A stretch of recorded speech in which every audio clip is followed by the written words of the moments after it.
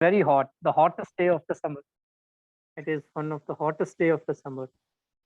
The temperature is 42 at the moment. Oh, wow.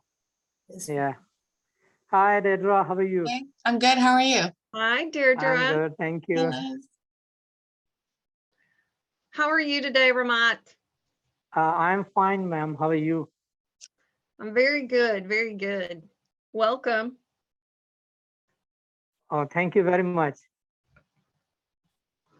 We'll just wait a few minutes here and see kind of what our Oh, yes, sure.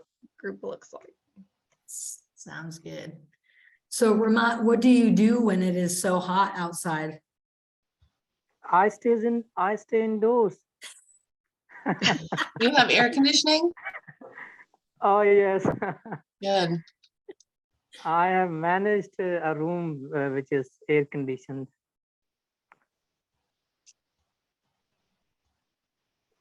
Yeah, that's good. Yeah, Missing my days at the USA, as far as the indoors, the environment, the temperature was quite fine indoors. Outside it could be sometimes hot or sometimes cold, but indoors it was always, normal. nice. Yeah, so my partner and I last night, it got pretty hot in Omaha. I don't think quite 42. But it was like 90 degrees Fahrenheit. But we decided to go for a bike ride later in the evening yesterday. And it was pretty hot when we started, but we biked to an ice cream shop, got ice cream, and then on the way back the sun was setting, and then it was the perfect temperature on the way back. It was lovely. Well, ice cream taste is remarkable, especially in the Nebraska, because once Dedra, she arranged ice cream for us for almost the whole cohort. Well, anyone that showed up, did we walk up to Coneflower? Oh yes, just in the downtown area, maybe. Was it downtown? Downtown? No, it's close to the hotel, but it has that feel because it has all Yeah, those shops and restaurants. it looked like downtown. There were some bars. Yeah, it It was a wasn't that colorful far of a street. walk. Downtown It is was a like, colorful. yeah, it's a nice place. Yeah, nice. When was that? How long ago was that? Last May? Uh, Last It Was that was, because I was trying to yes, think, yes, Ramat, late I May. think I remember meeting you briefly, like Ramat, I believe. Oh, yes, you must have met us Yeah, because we were there from April 17 to May 28. Yeah. And in Nebraska, we were till May 22nd. Then we left for Washington, D.C. Yeah. We spent that's our last right. week at Washington, D.C. Yeah. Mm-hmm. Okay. Liz, you might have also seen him and his cohort when we did the online stuff back in 2021 in that.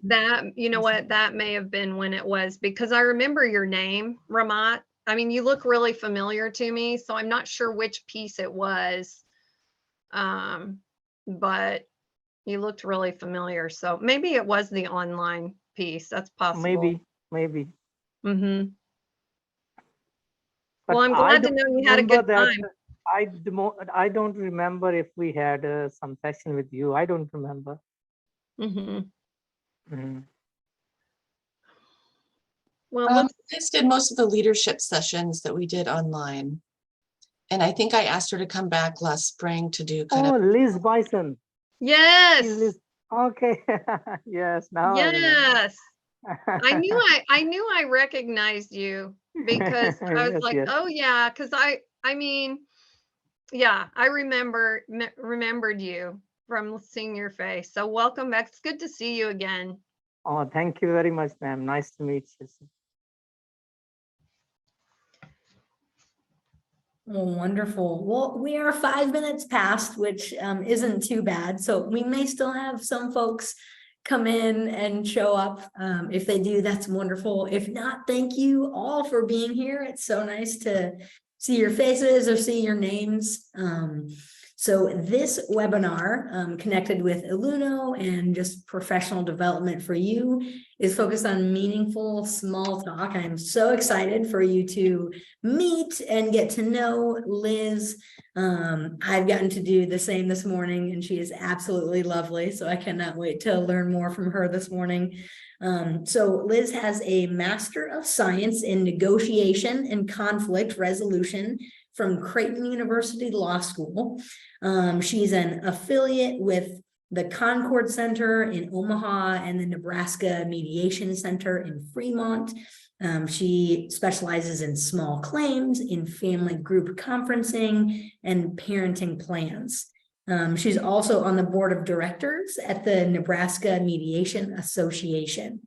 Liz, thankfully, and to our benefit, is an instructor for us here in international programs at UNO. She has a particular interest in cultural diversity, and she teaches leadership, management, and conflict resolution skills. So her works also includes teaching as part of the U.S. Department of State exchange programs with Pakistan and Kazakhstan. She previously was a vice president of Heritage Services in Omaha, and then previously also the director of development for the University of Nebraska Foundation. So during that position, she raised over $36 million in private funds by working with local nonprofit, government, civic, and corporate organizations on capital building projects and endowments. Liz also enjoys mahjong. She enjoys trap shooting, Sigma sorority alumni chapter, Friendship Force International, and NCFCA speech and debate. So thank you so much for being with us, Liz. Welcome. Thank you. That's Thank a wonderful you. profile. Thank you. Yeah, you bet. So I guess we'll just jump right in and we'll just move rather quickly. I don't know how much time we'll spend. We'll just kind of see where our time takes us. But I was asked to talk about small talk as a topic for you. And I guess, who else?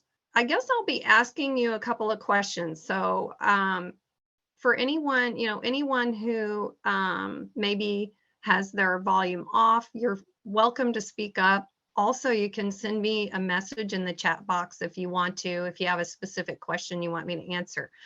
But we'll just move rather quickly through this. We have a manageable crowd this morning, which means that's great because then it's more personalized. So if you have questions that, fall even outside of the topic of small talk and you have a burning question you want to ask me about leadership or conflict or education, nonprofit work, corporate America, any of the work that I've done, overseas, in Pakistan, Kazakhstan, India. I've worked with the Nigerians as well.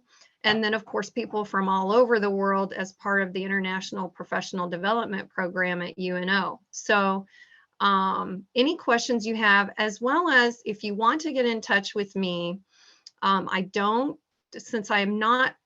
work for UNO per se. I'm on contract. And so if you want my contact information from UNO, feel free to ask Lindsay for my phone number or my email address where you can reach me. Okay. If you would like to connect with me personally or talk to me outside of the webinar. So I guess, let's just jump into small talk and what that means. I guess I would ask you, the participants, Ramat, and is it Melia? Malia? If you can hear me, Malia. Yes, Malia is correct. Okay.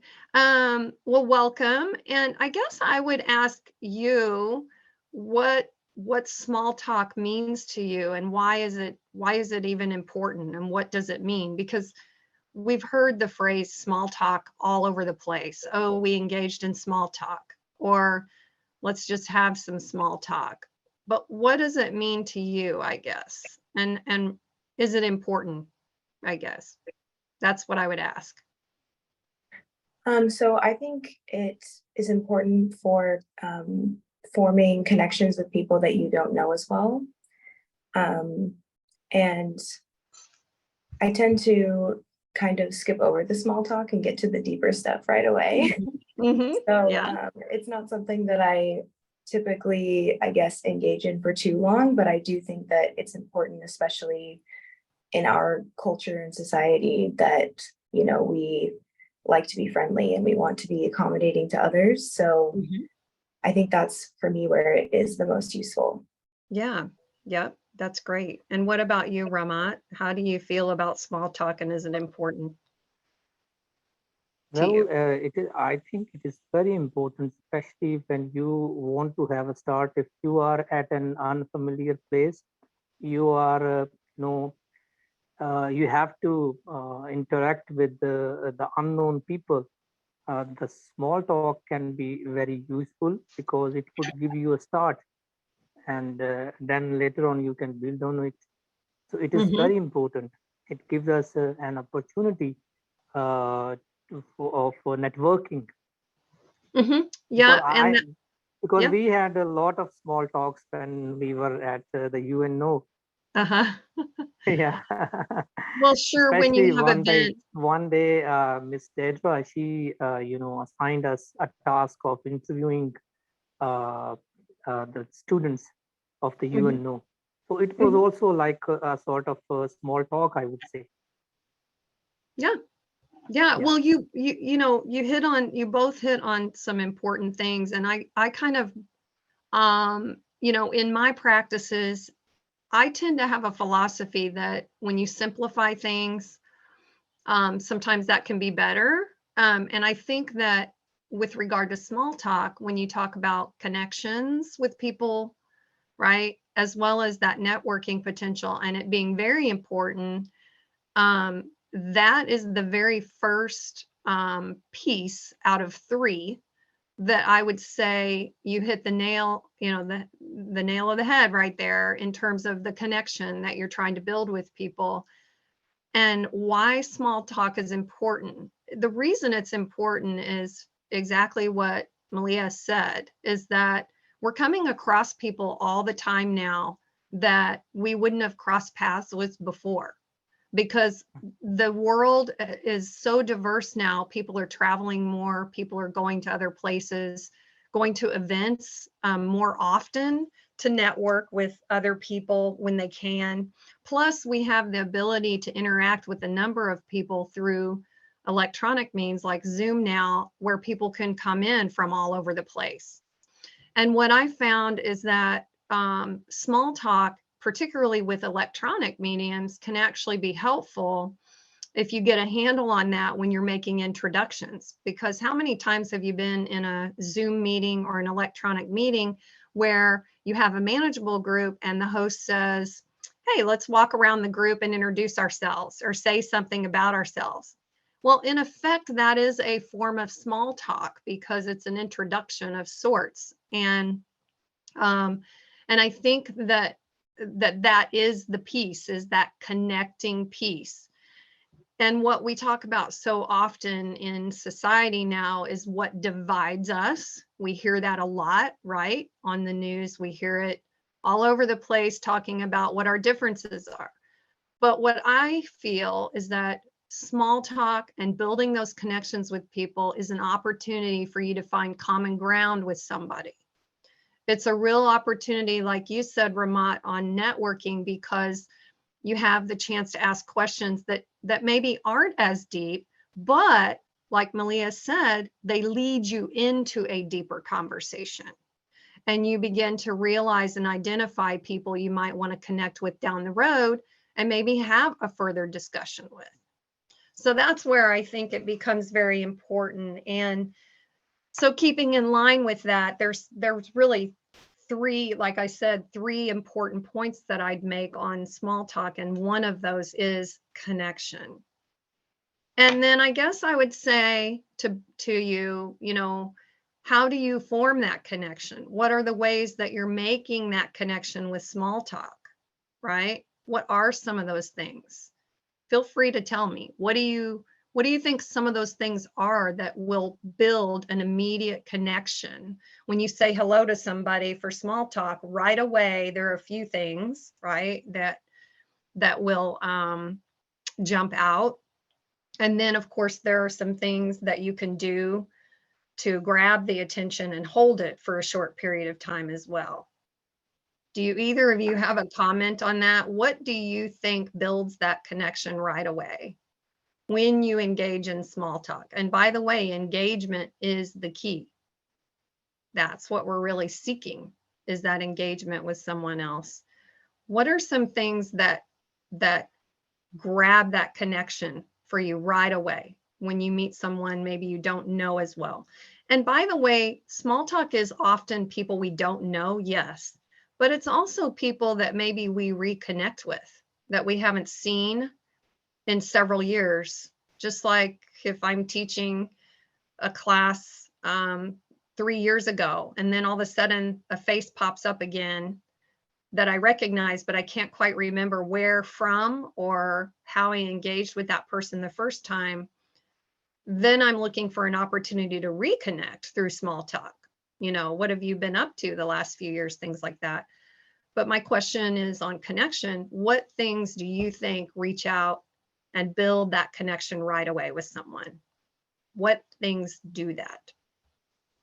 Do either of you have a comment on that?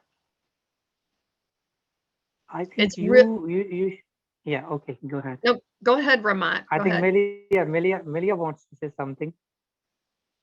Do what? I think Melia wants to say something. Let her say first, then I will add my comment. Okay. I was just going to say that I think that a lot of times it's the immediate surroundings of, if you're with a person in person, then, you know, the weather that's around you, or even Mhm. asking, if you're not together in the same area, then even just asking what their surroundings are like, that tends to be a common one that I encounter a lot. Yep. Environment for sure. And you can always talk about that. That's for sure. Correct. Yeah, that's great. What about you, Ramat? What do you think right away? Well, as far as building connection is concerned, I think first of all, you need to be enthusiastic.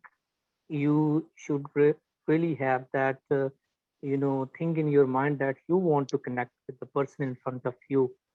Okay, so your enthusiasm, if you are enthusiastic, other person, you are talking to, he would always take some interest in talking to you as.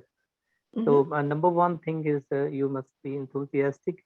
And the second thing is that you should be a good listener as well, because sometimes we just want to express ourselves and we do not give them time to express themselves. So Mhm. you should be a good listener as well, and you should try to listen him most of the time. Yes. Yes, both of those things are really important. And your environment, sometimes with regard to the environment, if you're in a certain place at an event, you know, oftentimes you'll run into someone or meet someone just in passing. Maybe you're getting something to drink or grabbing a seat, you know, trying to figure out where you're going to sit, and you make eye contact, which, by the way, is another way to connect with people for sure.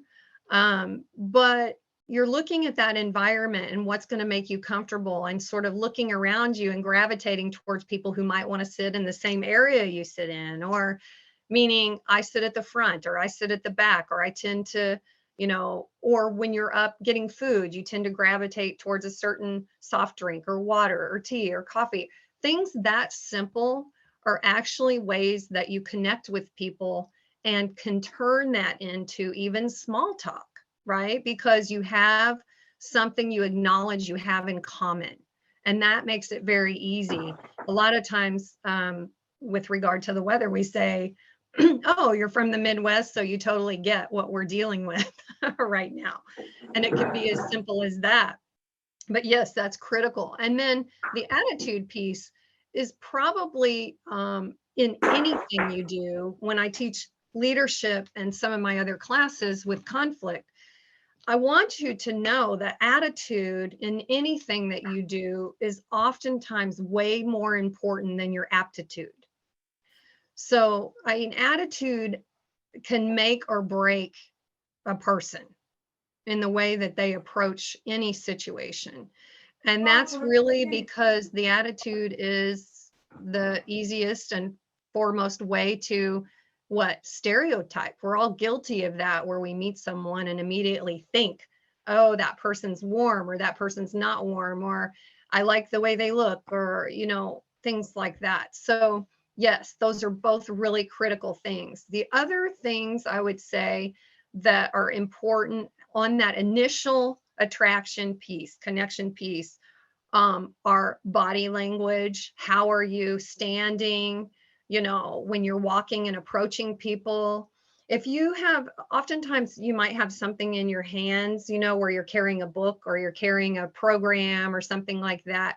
It can be as simple as taking that down a little bit instead of holding it up here.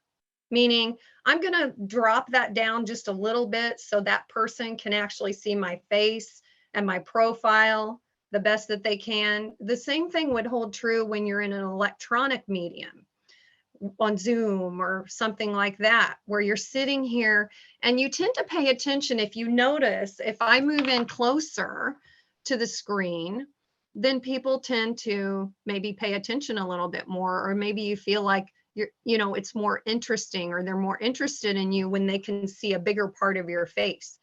The same holds true when you're trying to connect with someone you're talking to that you don't know or you've never met before. Go ahead and open up that space to them, because we know now that we're trying to stay a distance from people. And that I see habitually happen as a result of COVID, where we were asked to step apart from each other and keep a distance. And what I've seen is that people are still sort of keeping that distance. Whenever they're meeting people for the first time, they still aren't quite getting close enough. And that's just a habitual thing. So the way to open that up is to take whatever you have in your hands or something and go ahead and clear that out of the way so that you look like you're paying attention to someone when you're talking to them.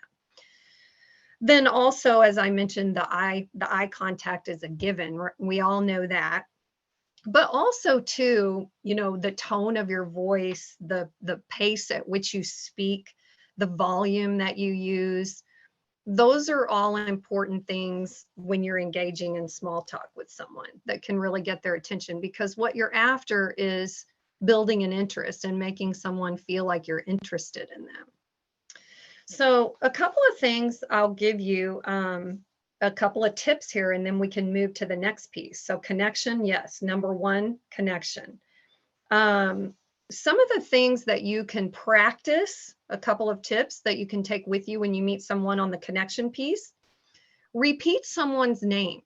So when you meet someone for the first time or in passing and they introduce themselves to you, repeat their name, meaning nice to meet you, so-and-so, or go ahead and have a little small talk, and then on parting with them, great to meet you, but repeat their name. So don't just say, nice to talk to you, hope to see you again. If you want to build that connection, you're going to make sure you've repeated their name a couple of times, because that really makes people, it embeds something in their memory when names become important. Okay, so that's one thing. And then the other thing is use compliments. That builds a huge connection with people when you can bring a compliment to somebody, which is somewhat awkward for us again today, because we are so used to using electronics and not really paying attention to the whole person, the whole body, the whole person standing in front of us and what the context of that is. but I found that, compliments to someone, even something as simple as, I love your, what a great briefcase, or what a great, this or that. It doesn't even have to be a personal conflict or compliment. It can be a compliment even about your surrounding, like Malia said, the environment. What a great location for this. What a great place, because you're calling attention to something that gets embedded in a person's memory.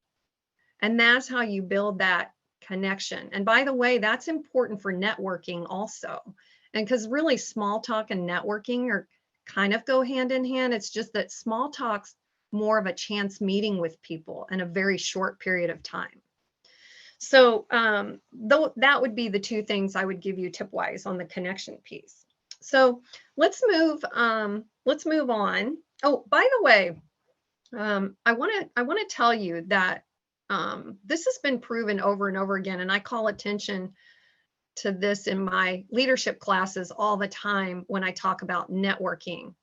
It has been proven by fact that leaders, people who are considered to be leaders in their profession, the way, if you ask them how they got to that position, how they became a leader, what got them there, the responses indicate that at least 80% of the people that those leaders will mention that helped them get to where they are were weak ties. They were not close, central, connected people, meaning our inner circle. Okay, it's been proven over and over again that weaker ties and acquaintances and networking through various people where you know that you can't necessarily build an intimate relationship with all of them, because we know that we can only build an intimate relationship with anywhere from 6 to 10 people at a time. Now that's the closest people that we're putting energy into, because small talk connections takes energy, takes a lot of energy, right? So the bigger picture of that is that you can manage about 150 relationships at any given time in the way of acquaintances. And leaders will say that it's those 150 people, or the outliers, that they tend to get the most support from in terms of pushing them forward with their ideas and things like that, because it's very broad thinking. And that is why small talk cannot be underestimated. When you run across someone, you never know where something like that could lead.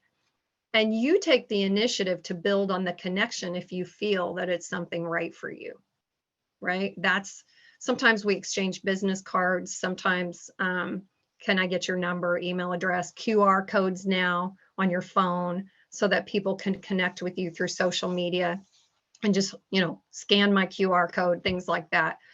But you have to use some caution with that as well. That's the only qualifier I would say, is use some caution when you're giving out your business cards and deciding who you want to connect further with. Okay, so that's number one, is the connection.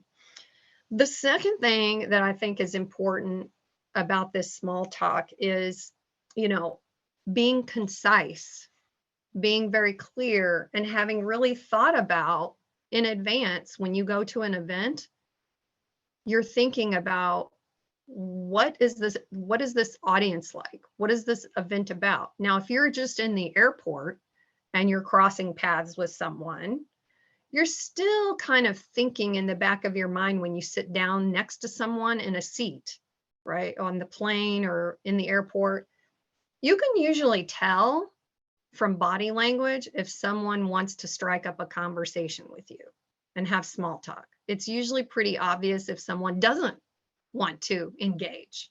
If they're sitting down and looking straight at their device, not looking around. But you can usually figure out when someone is ready to engage with another person. And I think more and more people are wanting to engage now after having been shut down for such a long period of time with COVID, and they're reemerging and wanting some of that connection back. But by concise, I mean just what Malia was saying. I have some things that maybe I'll talk about, but not get really deep into, that are a little bit more surface type things, but you want to be concise. You can't be too long with it. It's very clear when you're asking a question of someone. So I'd ask both of you, what kinds of questions do you typically ask when you meet someone for the first time? Outside of weather, we talked about weather. Obviously, we tend to ask, where do you work? Where are you from? But what are some other questions that you can ask people that you think would open up for engagement?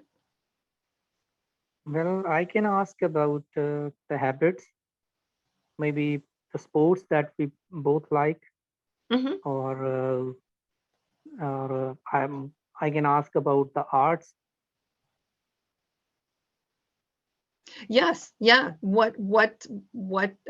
Yeah, totally. What are your interests?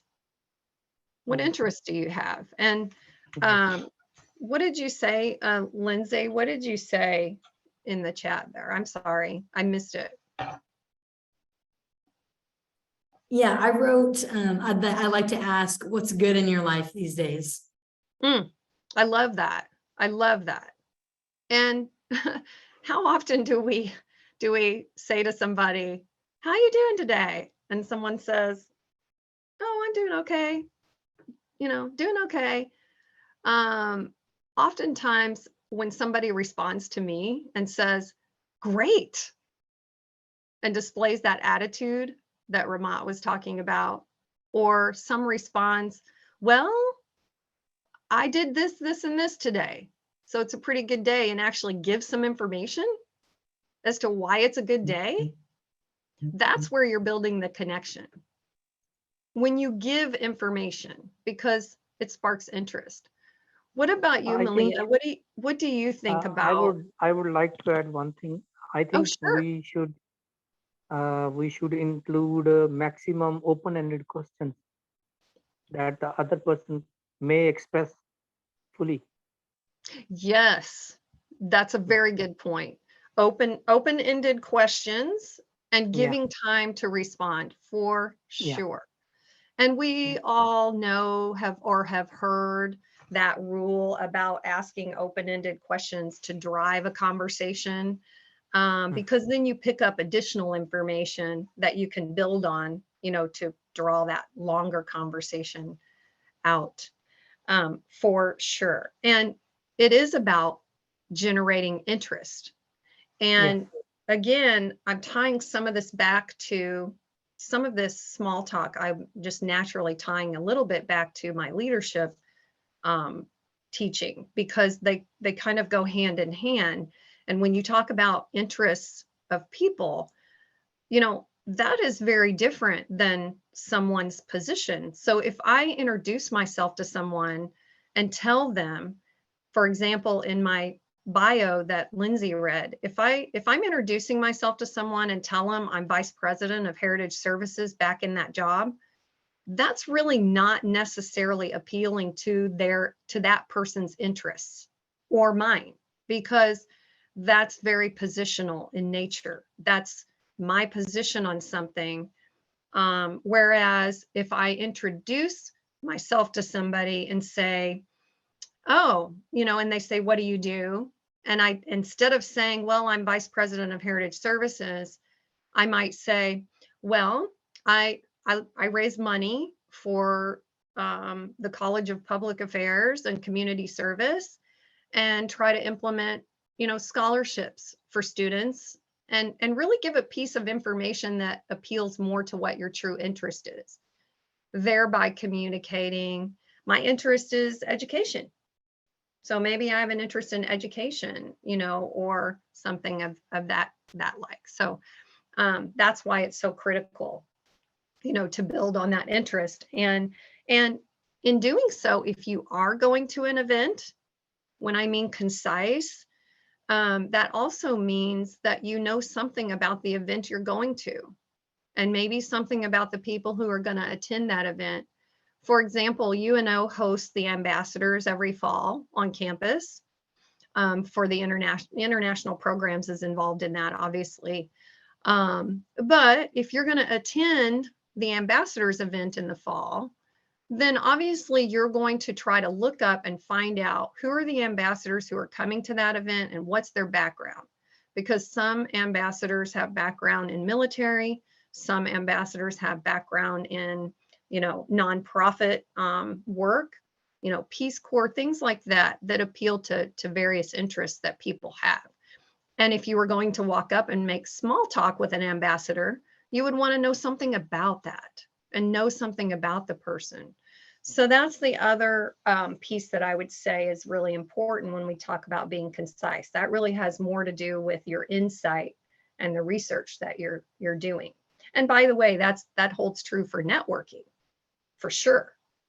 Networking, the most critical thing is knowing what your audience is and something about the event that you're going to and why you're there, and being able to tell someone why you're there. And that actually follows suit with questions in small talk. Why are you here? The minute you ask somebody the question why, that is appealing to their interest, rather than saying what do you do? But just, why do you do it? What do you love about your job? What's, why are you in this area? Why are you in Nebraska? Why are you in Pakistan, and doing your work there? Why are you, in South America and doing your work there? It's asking the question why. So just to repeat real quick, that connection piece obviously is repeating names and getting that initial connection, through the contact that you have, eye contact, attitude, that first impression that you have with people. And then being concise and knowing ahead of time, having prepared, what are the types of questions that I'm going to ask people when I cross paths with them? And just be prepared. And I would say have 3 to 5 things that you typically like to ask people when you meet them for the first time, and really think hard about it. Sometimes I've caught people off guard by saying, oh, that's great to know that you're a doctor. What would you have done if you couldn't have gone to med school? What would have been your second profession? Because a lot of times that really opens up a lot of interests in people that are personal interests, because then they take some of their passion and, like Ramat said, hobbies, interests that you have, and then you can expand upon those things. And sometimes people get more enjoyment out of talking about those things sometimes than their actual profession. So you just have to be really mindful of that. Anything else that you want to mention in relation to questions? And then if not, I'll go on to the third point. And then I want to actually just leave time for you to ask me any questions if you want to. So any question on being concise and that particular piece. So that's really knowing the context of where you're headed and where you are. And also having a foundational 3 questions that you would normally ask someone that you've already thought well in advance. What are those great questions that tend to work for me time after time and really build that rapport with somebody and really help us hit things off well? Okay, so it's really simple. And a lot of this is stuff people already know, but it's more about reminding people to really think and be conscious about it. And that's what a lot of leadership is anyway. When I teach leadership, is people know some of these concepts, but how do you put it all together and remind yourself to be aware of those things that you need to look out for? Any comments that you have on being concise at all? No? Okay. So then the third piece in our time that we have, that I would say kind of goes back to what I was saying about knowing the context of where you are and looking around your environment, like Malia said, that environment around you to stimulate conversation and the attitude that you have. Both of those things that you mentioned play a role in the third piece, which is curiosity. And curiosity can also be about creativity. And in our society today, if I'm being honest, I am seeing creativity and curiosity much more diminished than it used to be 20 years ago. 20 years ago, I feel like people were very curious. They were searching for information, digging stuff up on people, really hunting down ways to connect with people in their networking.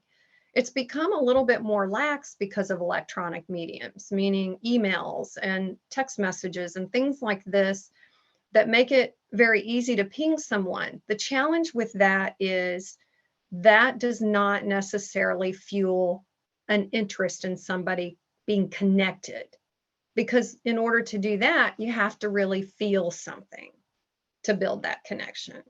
This is just my opinion. So when I talk about curiosity, what I'm talking about is getting involved, being motivated to do something outside of just your profession, where you have the opportunity to rub shoulders with people you don't know, get out of your comfort zone where you may have to speak up and talk. So if that means stepping up to run a meeting, to set an agenda in your department, then that's pretty simple. Hey, I'll run that meeting. Hey, let me speak. Or when there's a call for items to be added to an agenda, step out and add something to an agenda in a meeting where you have a chance to speak and talk, because that is what really gets people used to networking and small talk, is rubbing shoulders with people you don't know. The other way to expand that curiosity is just to do some volunteer work. I always encourage people when they're trying to build their leadership skills to get involved in the community and do some type of volunteer work, because you want to be crossing paths with people that are different than you and people that you don't already know. And that's something that I really thrive on, is meeting people from all over the place. I'm always wanting to meet people, know who people are. And I'm not afraid to approach people anymore. And it's just because I'm curious and I just want to know what other people are thinking. And I want to be learning all the time. So that last piece is really about taking the initiative to learn and grow. And it's, practice your questions if you have to yourself. That's taking an initiative to motivate as well. Just practice your questions. Find someone to use the questions on that you do know. Someone that's a family member, someone close to you, so that when you're in a public situation, you're very comfortable meeting and talking to people. Also, getting involved in team projects. If there's something that's bringing a team together to work on something, sign up. Take the initiative and sign up. So just be looking for ways to engage with people that you wouldn't normally have done otherwise, so that you get out of your comfort zone a little bit. So I guess that would be the three things then that I would leave you with, is just building that connection, being very concise, and maybe 3 questions that you have perfected, and open-ended, of course, along with the information that the 2 of you have provided. And then just being curious and taking that extra step to get to know something different really helps in that small talk piece. So let me just ask you if you have any questions at this point. And if you have any questions about small talk, or if you have any questions about anything else that's been on your mind. And I really appreciate you all attending this, because I always look at it this way. Whenever I talk to people, I honestly do not need a huge audience to talk and feel like something is meaningful. So whenever I see people who come and attend ways to better and perfect their skills and the things that they're trying to accomplish going forward, every single individual person is important in that. So I feel like if you're there giving the time to find information and make yourself better, that's really what the world needs. Kind of starts with the individual person and them sharpening their own skills. So any questions from you all? I know it was kind of quick, but this is great. And I just really appreciate that UNO is and international programs is giving a forum for people to join in when they want to, and have an opportunity to just listen to pieces of information that maybe they can take with them, even if it's just a little bit that you can take with you. But I will say, I can't speak loud enough, that your acquaintances and the people that you come across on a daily basis are critical. Do not underestimate the power of someone you may have a chance meeting with. It can really change your life. Okay. Okay. Any questions, guys, gals? I've got a quick question, Liz. Yeah. So, and it kind of plays into what you just said about we're here, we are interested in developing, methods and ways of connecting with people better. Mm-hmm. But not everybody is like that. Not everybody is going to want to necessarily be engaged in small talk, or even in forming connections with other people. So in your experience, how do you handle the difference between, say, if I want to try to make a connection with someone, but either they don't want that, or maybe they're not, even if they're not great conversationalists, which is fine. Yeah. So how do you kind of deal with that difference? And is there ever a time where you say maybe it's not worth it to pursue this connection, or Yes. to, yeah. So Yes. what do you think about that? Well, so there are Liz, plenty. hello. Oh, sorry to interrupt you. Actually, I just want to add one thing, because my question is also very similar to what Lindsay has asked. mm-hmm. Actually, I remember when I was in the US, we were, always trying to do some networking, because we knew that we were there for a very limited time. So we wanted to have, a huge pool of friends over there. Mm-hmm. So whoever comes in our way, we used to, talk to him or her and do some networking. But although most of the Americans, they were very welcoming, they had always that warmth, they were always open to talk. But I remember one day we were going somewhere and we were sitting in the metro bus. Mm-hmm. Okay, and just beside us there was one guy. He was a black guy, and I was there, me and Zafar and Iqbal. I think she can, Miss Dedra, know them all. So we were three. Suddenly, Iqbal started this small talk with that guy. Mm-hmm. And I don't know, we don't know, but he became rude due to unknown reasons. Yeah. We just told we just told him that we are from Pakistan. And he said, oh, the neighboring country of Afghanistan. We said, Mm-hmm. yes. And after that, he said a lot of things that we didn't understand what he was trying to say. Anyways, but his behavior was very rude. We were not expecting it. And if you are stuck in such a situation where the other person becomes rude to you, what should you do? Well, those are times where you disengage. So there is a time for engagement and there's a time for disengagement. And I also say, I'm a mediator between parties who are having disagreements, right? But sometimes mediation is not going to work. And there's a time when I have to walk away and say, you know what? I'm done with this conversation. I'm going to move on. So Right. I'm not in today's world trying to re-engage in order to change someone's attitude can be very difficult when it's on a limited basis, unless you're going to come back into contact with that person again in the future. If it's a chance meeting, there are times when you just say, sorry to have bothered you, and you walk away. It's a little different if you're in the context of a class where you have to come back and sit next to somebody the following week. And that kind of goes into a whole different seminar on conflict and how you handle that, right? Because I give plenty of talks about how you handle those types of conflicts. But I would say to that, there is a time when you can tell if someone does not want to engage, and it's okay to disengage and walk away. There is absolutely nothing wrong with that. Okay. Then on the question that Lindsay asked about what if someone's a little shy and timid and doesn't want to engage, but they're there.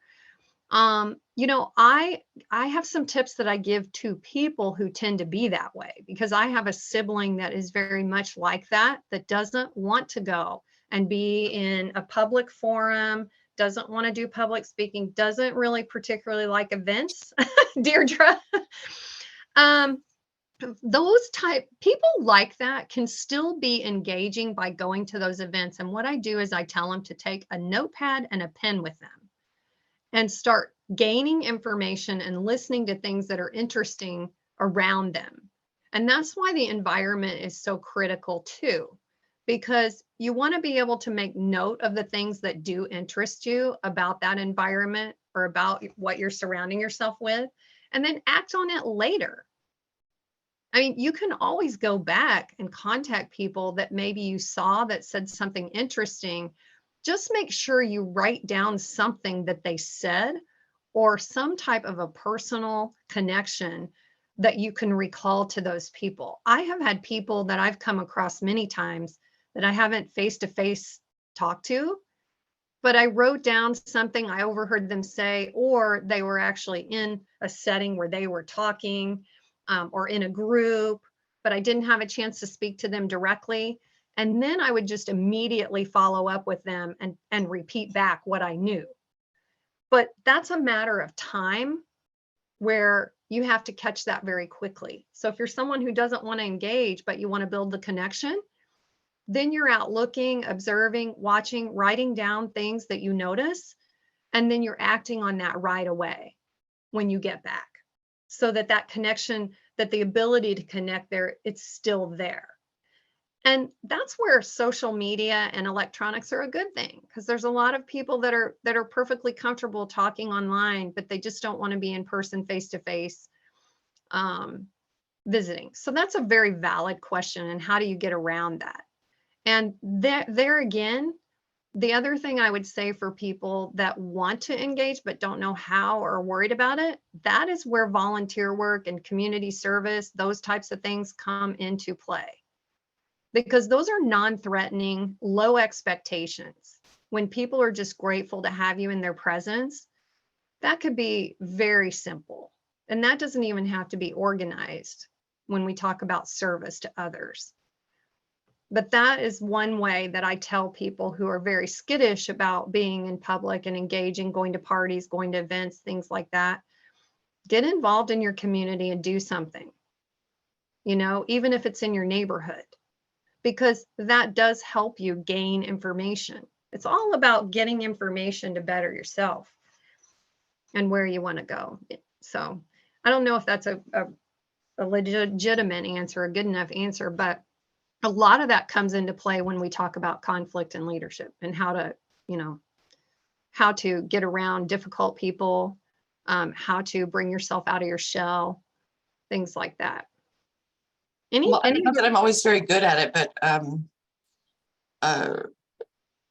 I've found that volunteering with a conference organization that puts me in a position where I feel like it's my responsibility offer that hospitality to other people, where I have someone else's authority, my own, to like go up and talk to people and ask them how they're doing or help them find places. It helps me start those conversations without feeling as awkward.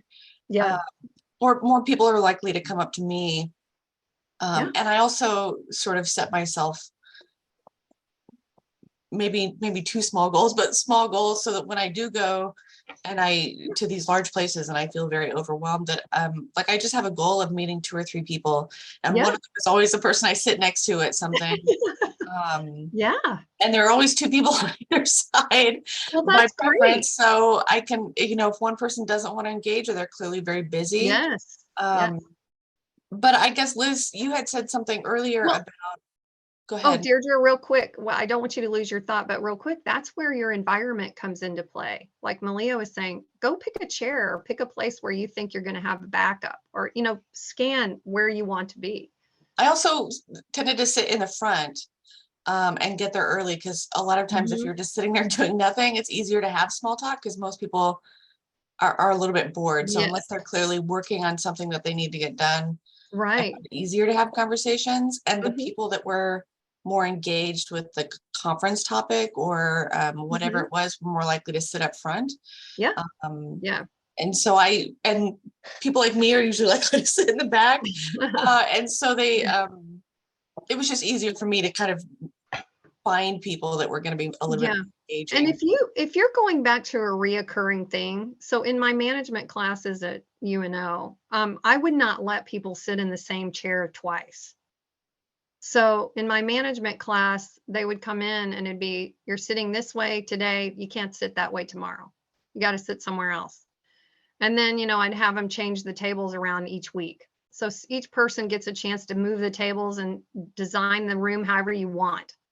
Because environment is really key. And that's getting a hold of, particularly Deirdre, like you're saying, if you're skittish and you're a little more nervous about approaching people, that's when you want to become really good at scanning the room and the context, the environment that you're in to build the connection. Not just the person, but the actual surroundings that you have and using those to your advantage, you know. So Liz, something you had said earlier kind of stuck with me. You had said that something along the lines that when you first started networking and doing small talk and going to these types of meetings, that you didn't always feel as comfortable as you do now, that you've kind of gotten to that point because you do it so much.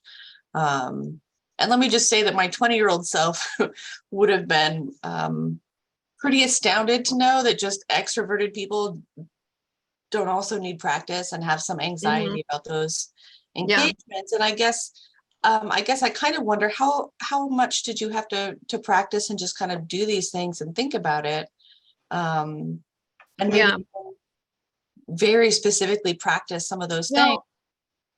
Here's the key word is you have to be intentional.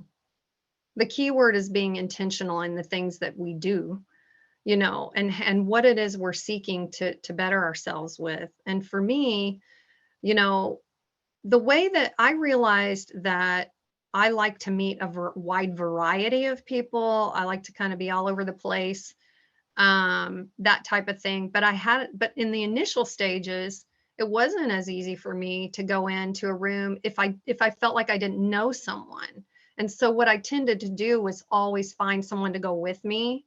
I always tended to say, hey, you know, I've got this thing coming up, and get someone to go with me. Because if I felt uncomfortable about it, or if I wasn't sure about who the environment was going to be, that was one of the tactics. But it really became more of an intentional piece.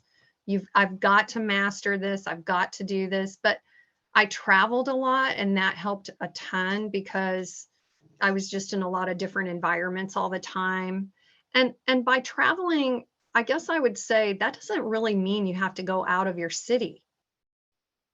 I mean, go visit different places in your own city. Go to the library and cross paths with people of all walks of life.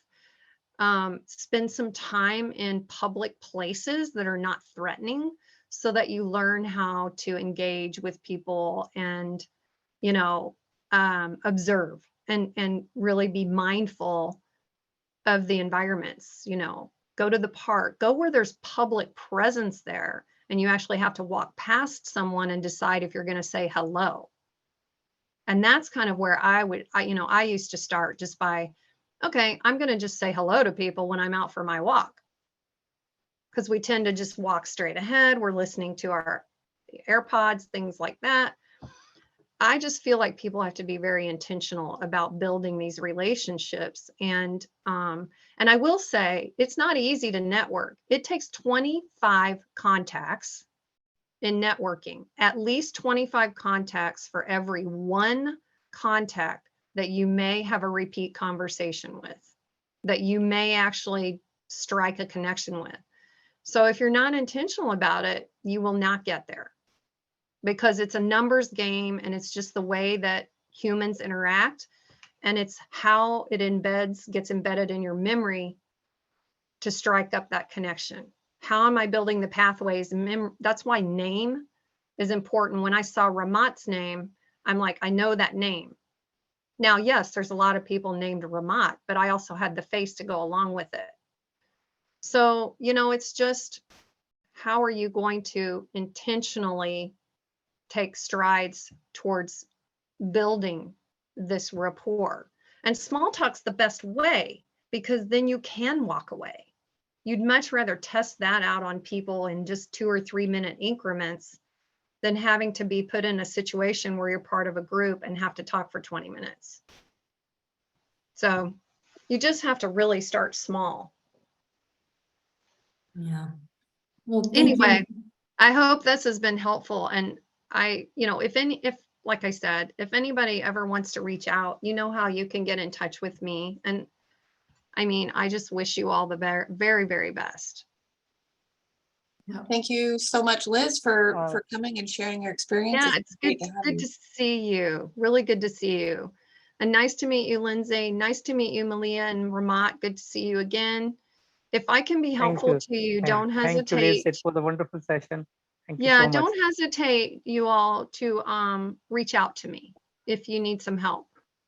Thank you. Okay. Thank you, Liz. All right. Thanks so much. Have a great day. All right. Thank you, everybody. Take care.